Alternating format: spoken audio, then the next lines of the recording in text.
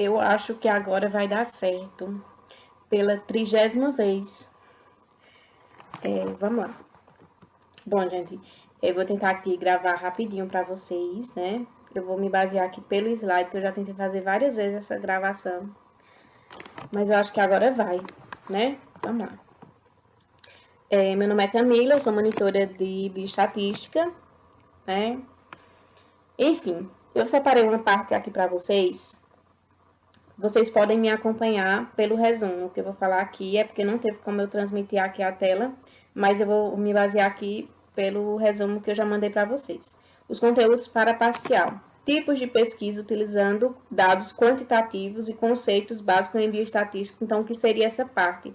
Essa parte é a que fala dos conceitos de bioestatística. População, amostra, amostragem, parâmetro, estimativa, censo. Tipos de amostragem que a gente vai ver, que são os tipos de amostragem probabilística que a gente tem. Tipos de variáveis, que são conteúdos que você tem que levar em consideração o questionário que você está aplicando, o tipo de questão que tem nesse questionário. E instrumento de pesquisa e escolha e elaboração, que mais uma vez é o mesmo pensamento. Tem que prestar atenção no questionário que está aplicando e no tipo de questão que vai fazer, para saber se são questões discursivas, questões de múltipla escolha, né? Então, vamos iniciar. Primeiro, os conceitos. O que é o conceito população? População é um conjunto de pessoas, itens ou eventos sobre os quais você quer fazer inferências, ou seja, você quer fazer interpretação. Então, o que seria a minha população? Seria o meu todo, né? Vai ficar um pouco mais fácil quando vocês forem vendo os outros conceitos. Mas, por exemplo, você vai aplicar uma determinada pesquisa na faculdade e tu tens uma sala que são 50 pessoas. Então, essas 50 pessoas são tua população, entende? Que é o teu todo. Já a amostra é a parte da minha população, subconjunto que representa a minha população. Como assim? Tu precisa... tu tem 50 pessoas na sala. Aí tu vai e precisa de 30 dessas pessoas para responderem um questionário. Então, essas 30 pessoas que vão responder o teu questionário é tua amostra. A minha amostra, ela representa a minha população. E a amostragem é o processo de seleção. Então, se só 30 pessoas serão selecionadas, como vai ser esse processo de seleção, né? Como é que eu vou selecionar essas pessoas? Então, a esse processo de seleção eu dou o nome de amostragem. Eu vou aplicar esses conceitos em algumas situações para ficar melhor para vocês entenderem. Digamos, eu vou usar o exemplo da minha cidade. A minha cidade é pequena, ela só tem 9 vereadores na Câmara de Vereadores. E aí, digamos que você tem esses 9 vereadores. E aí, esses 9 vereadores, esses 9 é minha população. Então, minha população, 9 vereadores. Esses vereadores recebem um convite para participar de uma reunião, só que não podem todos, somente 3. Então, 9 é a minha população. 3 são as pessoas que vão participar dessa reunião, que vão representar todos os vereadores, somente 3 deles. Então, esses 3 serão a minha amostra, os 9 a minha população. A minha amostra representa a minha população. E qual vai ser o processo de seleção, Camila? Qual vai ser a amostragem? Aí a gente pode ter vários. Digamos que o processo de seleção seja disponibilidade. Quem vai estar disponível? Quais dos 9 vereadores 3 estarão disponíveis na data tal para participar dessa reunião, entendem? Pronto. Outra aplicação. Geralmente, antigamente, né, o pessoal ia à feira e aí o pessoal mais antigo, né? Mais velho. Antigo não, mais velho. Ia à feira. E lá eles tinham um saco, isso é bem comum no interior. Tinha um saco de feijão, né? E aí eles chegavam para eles comprarem esse feijão, esse saco de feijão. Eles não precisavam derramar todo o feijão. Eles colocavam um punhado de feijão na mão, olhando o feijão que veio na mão, eles conseguiam saber se aquele saco de feijão prestava ou não. Então, o que seria a minha população? Seria o meu saco de feijão, que era a representação do todo. E o que seria a minha amostra? A minha amostra seriam aqueles feijões que foram escolhidos, que estavam na minha mão, para eu saber se a população prestava ou não. E como seria a amostragem? A amostragem foi o meio de seleção. Então, eu escolhi, eu coloquei a mão ali e foi minha amostragem. Entenderam? E aí a gente avança. O que seria parâmetro? Parâmetro é um conceito diretamente relacionado à população. O teu parâmetro é o teu resultado quando tua população é investigada. Então, parâmetro e população, eles estão relacionados. PIP, parâmetro e população. Parâmetro é o resultado da investigação da minha população, entendem? E estimativa. Estimativa é o resultado da minha amostra. Quando a minha amostra é selecionada e é pesquisada, o resultado vai ser uma estimativa. Lembrem que parâmetro, ele é 100% confiável porque ele é feito com toda a população. Estimativa, ela tem 95% de confiança porque ela leva em consideração o erro, né? O erro que pode acontecer durante o processo da amostragem. Então, não é 100% confiável. E vamos lá. Se vocês descerem o slide mais um pouquinho, vocês vão ver aí em destaque a palavra censo, né? O que seria esse censo? Quando a gente vai fazer a investigação de toda a população, é um processo que dá trabalho, é um processo que tem alto custo, então muitas vezes não vale a pena. O órgão responsável por fazer pesquisas estatísticas no nosso país é o IBGE, Instituto Brasileiro de Geografia e Pesquisa. Eu trabalhei no IBGE durante 3 anos, eu fui agente de pesquisa e mapeamento do IBGE. Então, eu não fazia censo, eu fazia as outras pesquisas socioeconômicas que levavam em consideração a amostragem. Mas o censo, em especial, no IBGE, é uma pesquisa à parte. Por quê? É uma pesquisa que acontece de 10 em 10 anos e é uma pesquisa que busca investigar a população, parâmetro, entendem? Então, por que é difícil fazer uma pesquisa como essa? Porque leva tempo, porque tem um gasto enorme, absurdo por trás. Porque imagina, a equipe do IBGE geralmente são com 5, 6, 7 agentes de pesquisa e mapeamento. Esses 7 não dariam conta de pesquisar e avaliar e contar toda uma população. Então, eles contratam uma equipe muito grande e compram aparelhos para essa equipe poder fazer a pesquisa. Então, vejam, onde eu quero chegar. Censo é o tipo de pesquisa quando eu vou pesquisar a minha população. Eu faço um censo. Entendem? Quando eu não faço censo, eu faço outro tipo de pesquisa usando a amostragem, mas o censo, em especial, pesquisa toda a população.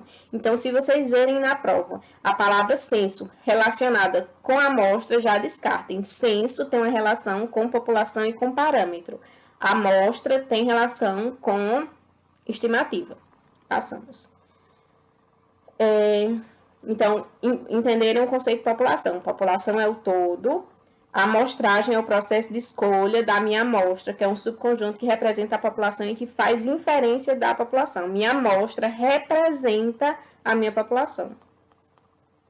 Então, a amostragem consiste em selecionar parte de uma população para observar de modo que seja possível estimar alguma característica sobre toda a população. O processo de amostragem é o processo de escolha da amostra.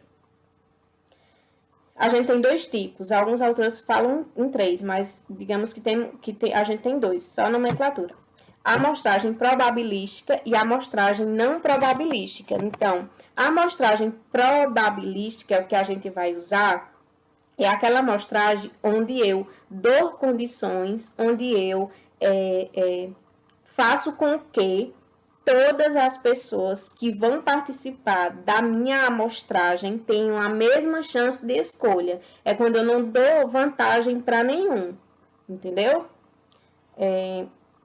Aí, quais são os tipos de amostragem? Amostragem aleatória simples. É quando, por exemplo, tu tem uma sala com 50 alunos e tu precisas selecionar 30 para responder um questionário. Como é que tu vai fazer a escolha dessas 30 pessoas, né? Então, às vezes, você coloca no computador e o computador vai selecionar 30 números e esses 30 números lá, você tem a lista, você vai escolher, entende? Então, é de forma aleatória. As 50 pessoas, todas elas têm a mesma chance de ser escolhida. Então, o computador é quem vai dizer qual número vai ser escolhido. Amostra sistemática. Os entrevistados são escolhidos segundo um intervalo determinado. Lembrem dessa palavra determinado com esse modelo de amostragem que é sistemática. Vejam só um exemplo. Vocês têm uma lista E essa lista, ela tá ordenada, primeiro, segundo, terceiro, quarto, quinto, sexto, enfim. E aí eu te digo o seguinte, olha, o processo de escolha vai ser um intervalo de 25, a cada 25 escolhe um. Aí o que você faz? Você vai escolher o primeiro, 20, aí você vai somar 25 ao primeiro que você escolher e vai escolher o próximo. Viu o próximo que foi escolhido, soma mais 25 e escolhe o próximo. Ou seja, tu vai intervalando, entendeu? Então, sempre que você vê que existe um intervalo de escolha, sempre vai ser a amostragem sistemática. Próxima amostragem, conglomerados.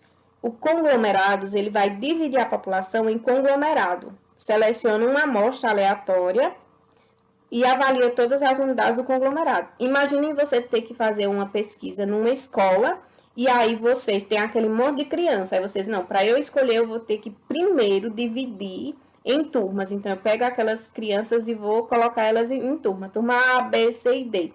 Ou seja, eu não levo muito em consideração as características dessas crianças. Pode ter algo em comum ou não, mas esse conglomerado, primeiro eu separo em subgrupos, depois eu faço a aleatória.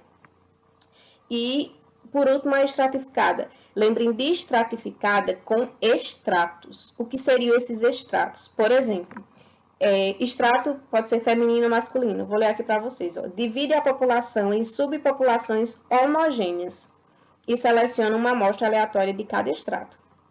Gente, o que é uma população homogênea? O que é uma coisa homogênea? Quando eu digo uma mistura homogênea, é quando ela só tem uma fase, ela parece ser a mesma coisa.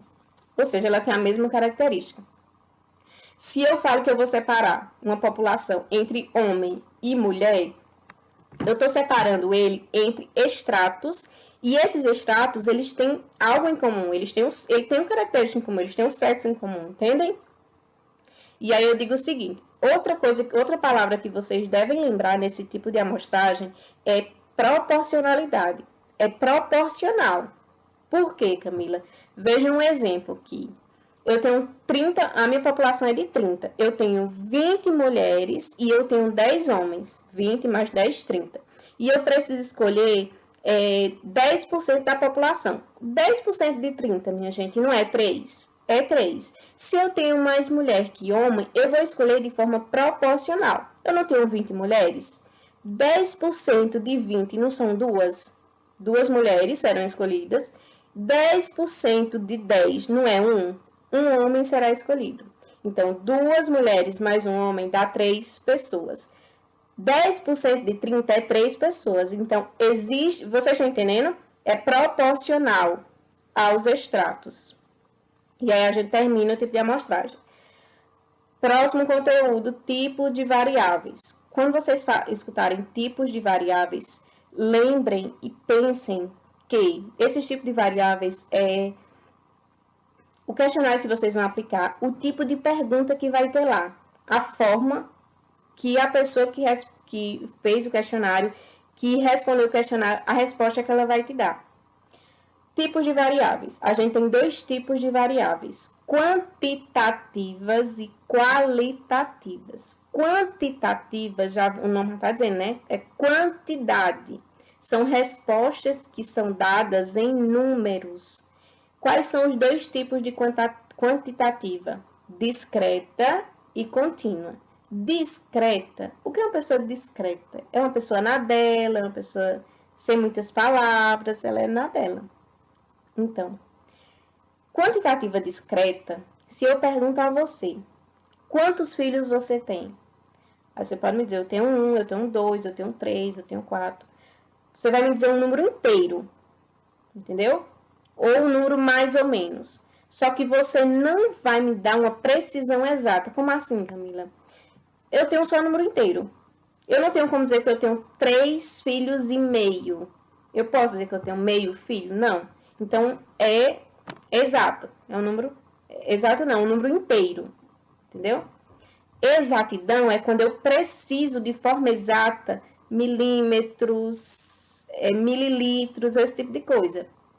Então, vamos lá. Quantitativas discretas, números inteiros. Quantos filhos você tem, né? Que você tem 1, 2 ou 3 filhos.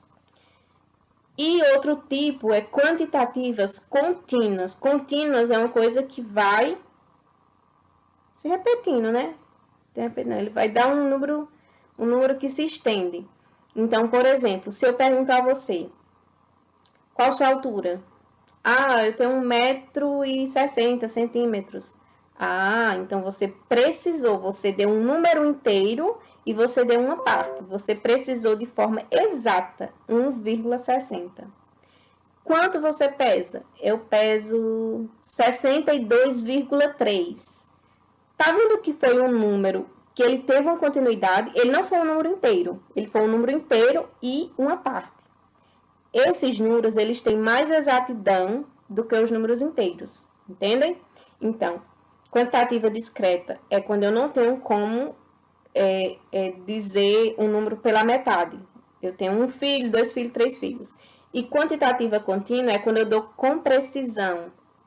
É um número com precisão, é um número que ele sempre tem 1, alguma coisa, 0, tal, entendeu? Então, é isso. E por mais que não tenha, por mais que, por exemplo, você não tenha um número na sua resposta, eu te perguntar assim, qual a sua altura? Aí a pessoa, eu tenho 1 m. É um exemplo. Eu tenho 1 m. Ah, mas tá inteiro o número. Tá inteiro. Mas entenda que essa pergunta, ela dá a chance de uma pessoa responder um número e um quebrado. Entendem? Então é por aí. Qualitativas são as categóricas, ou seja, 2 tipos: ordinais, nominais. Qualitativas ordinais é como se você subentendesse que existe uma ordem por trás daquela pergunta. Existe uma ordem de resposta. Como assim, Camila? Se eu perguntar a você qual o seu grau de instrução, qual a sua escolaridade, e você me diz ensino médio, ensino fundamental, ensino médio, você já sabe qual é o outro ensino, que é o ensino superior. Porque na sua cabeça já tem pré-formado que existe uma escala. Entende? Existe uma ordem. Uma pessoa que tem um nível fundamental, ela tem um nível básico. Diferente de uma pessoa que tem um nível superior, que ela tem um grau já mais avançado. Então, é sabido que, de forma universal que tipo de escolaridade são categorias que você acrescenta ou você é como se existisse uma ordem entre elas. Por exemplo, grau de satisfação, ruim, bom, intermediário, ótimo. Vocês conseguem entender que é como se existe uma classificação e tem as nominais, que as nominais, como o nome já diz, são só nomes, né? Não existe grau para elas, né? Uma não é melhor do que a outra, não existe. Então, são exemplos de, por exemplo, qual o seu gênero, feminino, masculino? Etnia, sua etnia, cor, raça. Entendem que não tem uma se sobrepondo à outra, é só um nome, não existe a sobreposição. E tem as dicotômicas também, que geralmente é quando você responde uma ou outra. Feminino, masculino, só existe 2, né? Pronto, aí chegamos ao último conteúdo. Instrumento de pesquisa. Mais uma vez, o pensamento é o questionário que tu está aplicando, as respostas que tu vai ter. Quais são os 2 tipos de questionário, de questões? Questões discursivas e questões de múltipla escolha. Então, se eu digo que eu vou aplicar um questionário e ele vai ter questão discursiva, ele pode ter de 2 tipos: discursiva textual, discursiva numérica. Discursiva textual é quando a tua resposta pode vir em textual. Então, eu pergunto teu nome, qual é o seu nome? Camila, eu estou te dando a palavra. Pode vir palavra, pode vir em texto, pode vir em frase, entendeu? É quando você me dá uma resposta que tu tem que escrever, porque tu não tem opção. Discursiva numérica é quando eu pergunto idade, data de nascimento, que tu me dá a resposta em números. E questões de múltipla escolha são em três tipos. Múltipla escolha excludente, que é quando você tem as opções, né? Múltipla escolha, você tem as opções, e essas opções, a sua alternativa, a alternativa que você escolher como certa, implica na anulação da outra. Por exemplo, quem já fez concurso aqui sabe, quando você está fazendo lá concurso e tem 5 alternativas para você marcar A, B, C, D e E, e você acha que a E está correta, automaticamente a A, B, C e D estão excluídas. Então, você só vai marcar lá no seu gabarito a letra E. Então, você automaticamente exclui as outras, entendem? Outro tipo de questões de múltipla escolha independente, o nome já diz. Eu posso, um bizu, é o tipo de questão que a resposta ela pode vir marcada mais de um xizinho lá no seu parêntese. Um tipo de pergunta. Eu pergunto a você, quais dias da semana você estuda bioestatística? E aí você me responde, segunda, quarta e sexta. Ou seja, eu marquei 3 alternativas das que tinha lá. Então, esse tipo de questionário é uma questão que é múltipla escolha independente. Você pode marcar uma, como você pode marcar todas que tem lá. E por último, a múltipla escolha dicotômica. Geralmente são questionários com verdadeiro ou falso, certo ou errado, feminino e masculino, né? 2 tipos de sexo. E é isso, quem é concurseiro também sabe que a CESP é uma questão, é uma banca de concurso que ela gosta de cobrar as questões verdadeiro ou falso, questões de múltipla escolha dicotômicas e excludentes, porque automaticamente quando eu escolho uma alternativa como certo, eu estou eliminando a errada, não é? Então, é do tipo múltipla escolha dicotômica. Então, pessoal, é isso. Depois de tentar gravar várias vezes, eu acho que vai dar certo. Foi uma revisão breve, bem rápida. Não consegui abrir o slide aqui para transmitir para vocês, estava acompanhando pelo celular. Vocês têm um material que dá para vocês fazerem a parcial de vocês, que vai ser dia 14, de forma tranquila.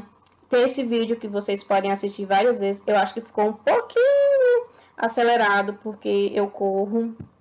Mas tem 3 atividades na plataforma, dá para vocês responderem também, tá certo? Qualquer dúvida que surgir, fala comigo.